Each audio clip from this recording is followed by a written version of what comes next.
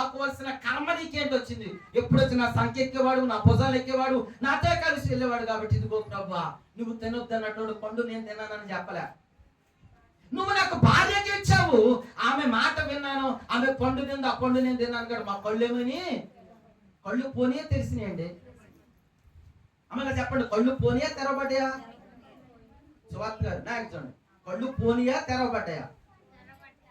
ఎందుకు తెరవబడతాడు? ముందు కళ్ళు వాళ్ళు చూసుకునే తిరిగారు కదా, లేదేం పాటంతా.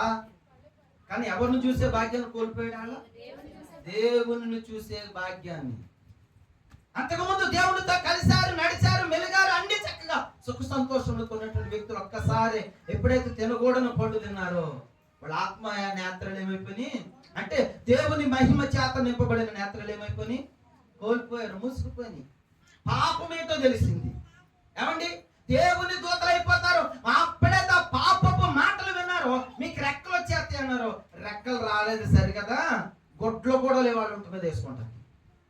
ఏమి లేవు అమలారా? బట్టలు కూడా లేవు. ఆకులు, అంజూరు పాకులు ఏం చేస్తారంటే వస్త్రాలుగా కుట్టుకుని ఏం చేస్తారు చెప్పండి? ఆదాము గారు